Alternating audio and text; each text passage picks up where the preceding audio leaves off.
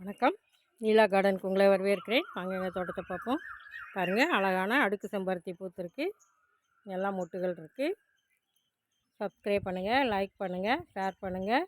வாங்க வீடியோக்குள்ளே போவோம்.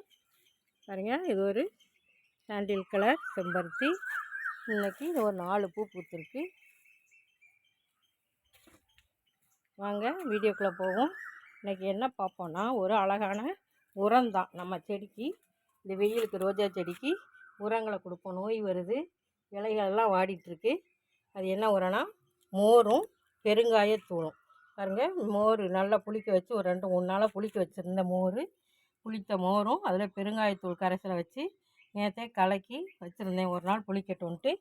பாருங்கள், நல்லா புளிச்சிருக்கு. இதை நம்ம செடிகளுக்கு கொடுத்தா செடிகள் நோய் இல்லாமையும் நல்லா பூக்கும், காய்க்கும். பாருங்கள், பால்சம் அழகாக பூத்திருக்கு.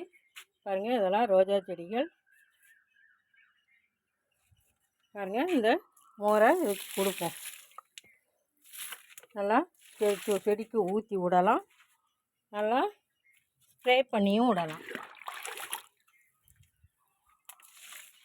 பாருங்கள், இப்போ தான் சாம்பல் உரம் கொடுத்தேன். நல்லா கொஞ்சம் தழுத்து வருது. அப்படி இந்த புளித்த மோரை பெருங்காயத்தூள் கொஞ்சம் கலந்து கொடுத்தோம்னா செடிகளுக்கு நோய் இல்லாமலும் இருக்கும், நல்லா பூ எடுக்கும். பாருங்கள், இதை இலைகளில் நல்லா தெளித்து விடுவோம். அப்போ இந்த வெயிலுக்கு இந்த நோய்கள்லாம் போகும். பாருங்கள், இலையெல்லாம் இந்த வெயில் தாங்காமல் கருகுது. புது தளிர்கள் இப்போ தான் வர ஆரம்பிக்கு. பாருங்கள், அதுக்கு நம்ம நல்லா இப்படி ஸ்ப்ரே பண்ணி விடலாம், கழட்டி தொளித்து விடலாம். இப்படி இலைகள் மேலே நல்லா படுறபடி நல்லா தொளித்தோம்னா பூ எடுக்கும். இது ஒரு மேரிகோல்டு.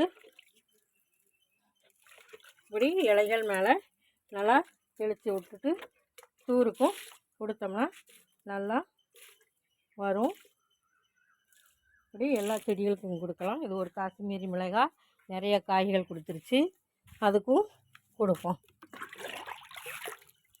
பாருங்க, காஷ்மீரி மிளகாய் கொடுப்போம்.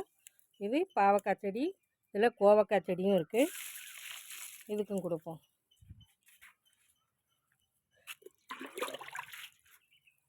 இது ஒரு பூச்செடி, இந்த பால்சத்துக்கும் கொடுப்போம்.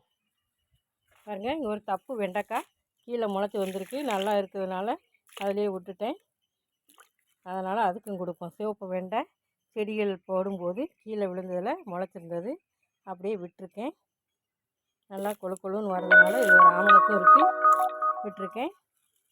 இப்படி இந்த மோர் கரைசலை செடிகளுக்கு கொடுத்து அனைவரும் பயன்படுமாறு அன்போடு கேட்டுக்கிறேன். வீடியோ பார்த்ததுக்கு நன்றி. Happy gardening. வாழ்க வளமுடன்.